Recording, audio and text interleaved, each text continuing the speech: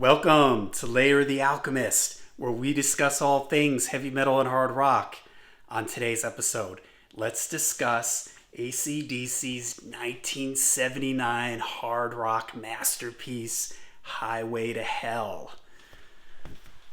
So, I've mentioned in other videos that the band that really got me into hard rock and then heavy metal was AC/DC when I heard Back in Black. And so AC/DC has a very special place in my heart, and this album has a very special place in my heart. It's one of my favorite AC/DC records, and sadly the last album we would have with Bon Scott in the band, as he would die tragically at the end of the tour for this record as they were getting ready to start working on the next record, which would become Back in Black.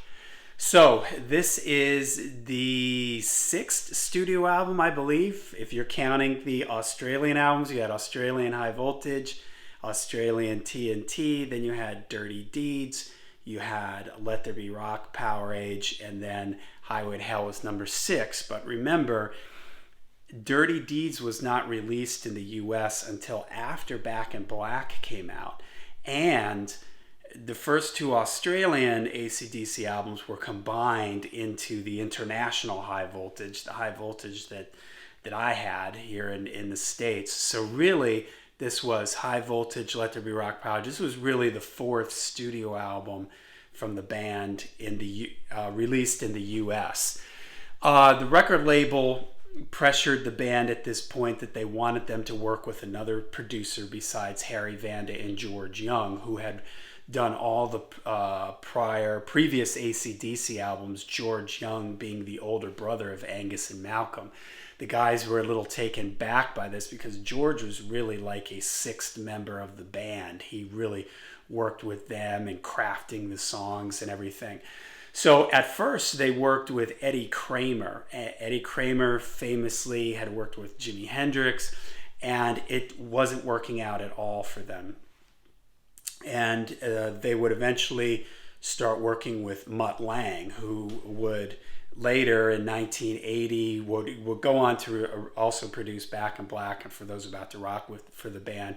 But then Mutt Lange would become a huge producer in the 80s, working with like Def Leppard and a lot of other bands. And pretty much in the 80s, everything Mutt Lange touched turned to gold, or in the case of record sales, platinum.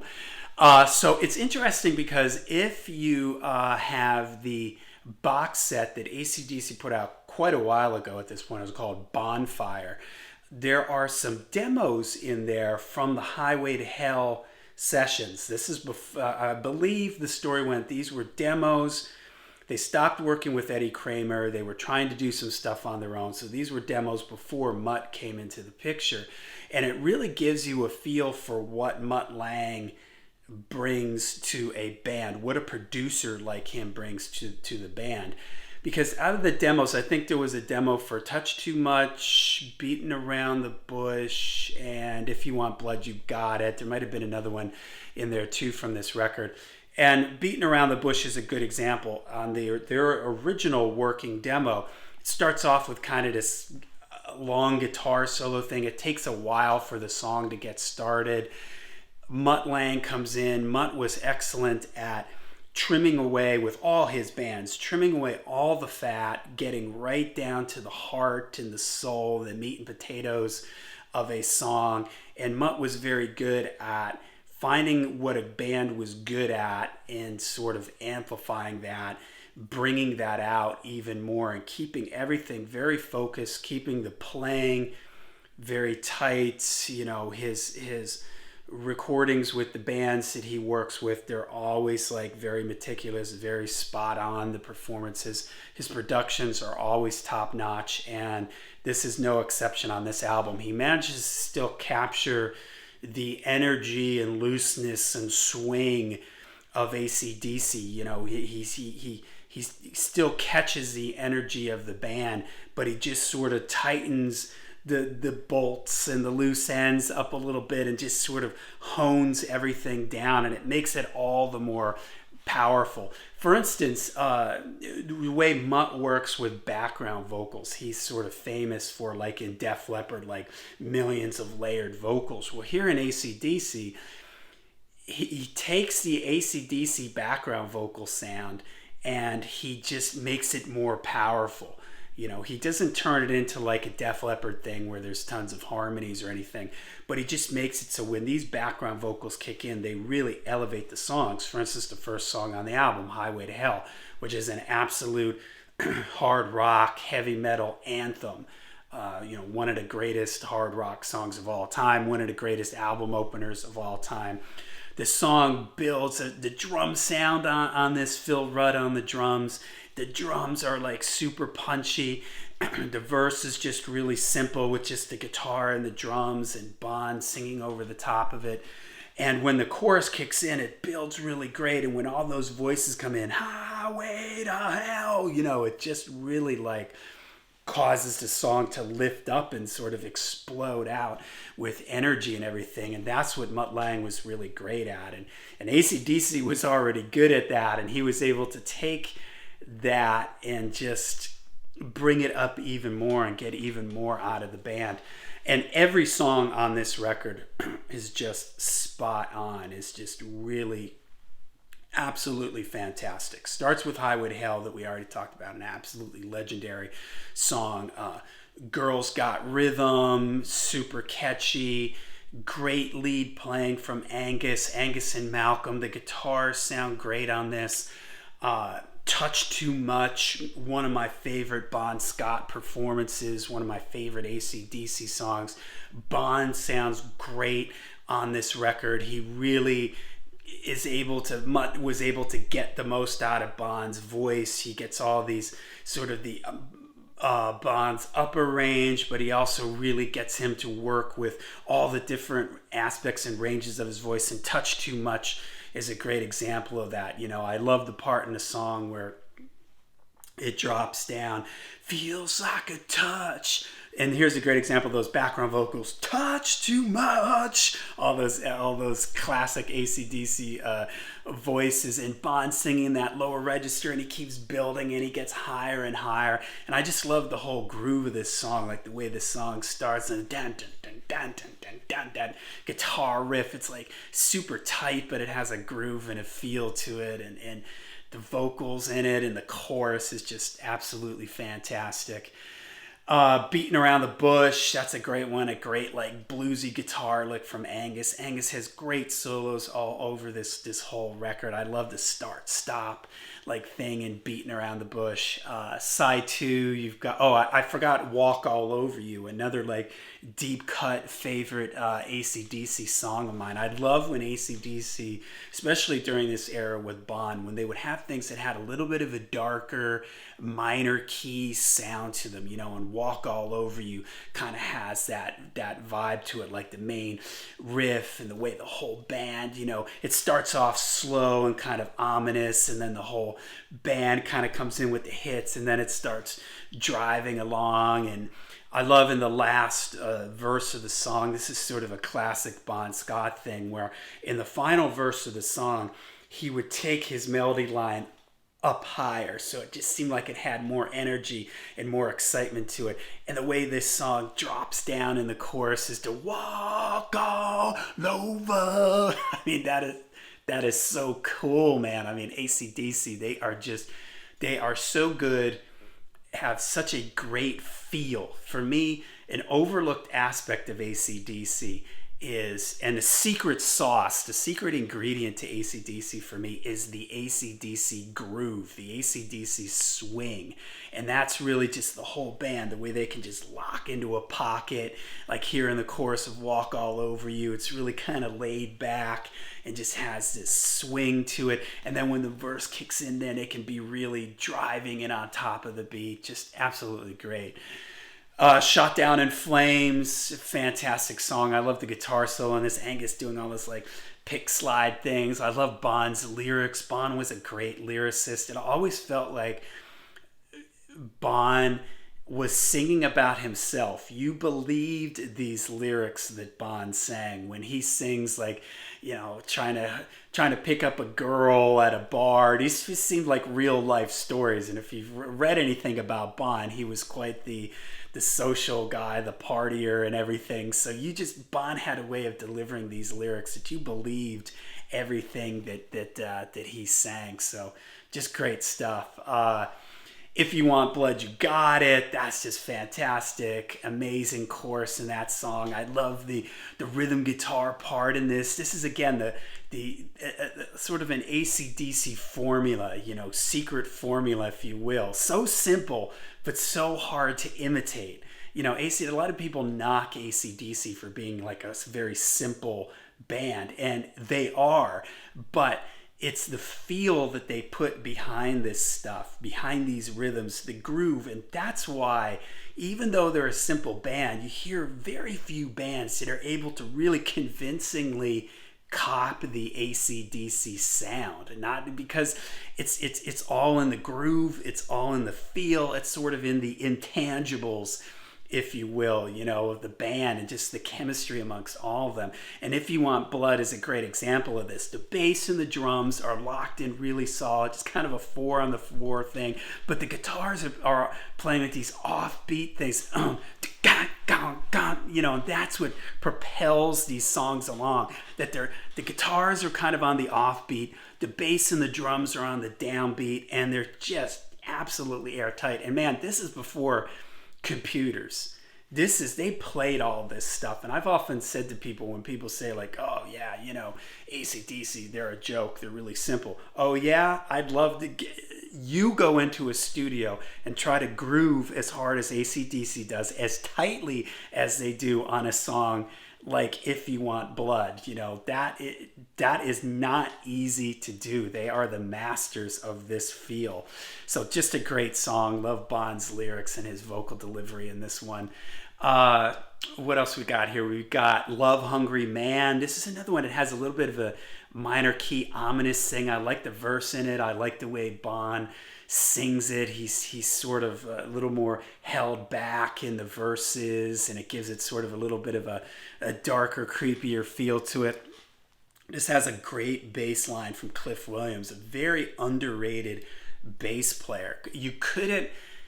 No one else could play bass in AC/DC. In order to his bass lines, even though they're simple and they're usually just very straightforward, if you didn't have that in the sound, it wouldn't work. I'll tell you a story. Once I was at I don't remember what it was, a wedding or something like that, and there was a band playing, and they were mostly doing like jazz stuff, and somebody requested that they play an AC/DC song, and they sort of begrudgingly like, okay, and you could tell they didn't really want to do it.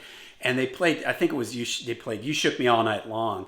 And the drummer and the bass player were trying to play all these syncopated things, and it sucked. It had no groove to it. It was like all like so awkward. And because they missed the whole point of AC/DC, which is that solid drums, the solid bass, the guitars playing the syncopated thing at the top, you mix all that together, and that is the AC/DC sound. And they just missed the whole point of it, and it was just terrible. And it made me realize, like, you couldn't, the bass player was like playing all this jazzy, fancy stuff. The drummer was trying to get all fancy, and it stunk. It sounded horrible. Nobody danced to it. It had no groove, and it made me realize the power in simplicity, which AC/DC are the masters of. So Love Hungry Man, you got Cliff Williams, very underrated, great bass sound. His bass sound on this record and all the Mutt Lange albums, even Power Age before this his first album with the band, it's so warm and so full, classic 70s bass. The guitars have their frequency range. Nowadays, so many guitars are so like bass heavy that there's no room for the bass, but here in this, the bass is nice and warm and fills up that that bottom end. It's just this nice warm presence. And he even gets a little sort of like lead bass lick in this, which doesn't happen very. Maybe this is really one of the few times where Cliff Williams gets to sort of play like a lead sort of style bass thing. But in the verses, you know, I'm the one waited, boom, boom, boom, boom, boom, boom. It's kind of like the bass is the main sort of riff in the verse there. So just really cool. I love the chorus in it. I love the way the song ends. Oh, love hungry man. Dun, dun, dun, dun, dun. So cool. Get It Hot. That's another one I haven't talked about.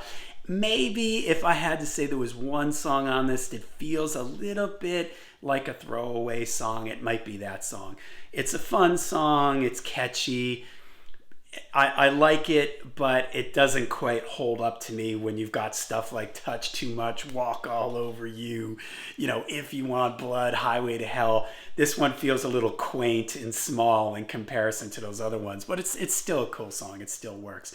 And then the album ends with, I think I had the order mixed up there with a few of those, but the last song on the album, Night Prowler, another sort of deep cut AC/DC favorite of mine. Here they are again playing in this sort of minor key ominous thing. I love Bond's vocal delivery in this. He's this stalker looking in the window, you know, and the way he sings in the chorus is, I'm your night. And here's those AC/DC background vocals again. And there's this loose feel to sort of Bond's voice where he's just sort of singing over the top of those background vocals. And I sleep in the day. Those background vocals are just great, man.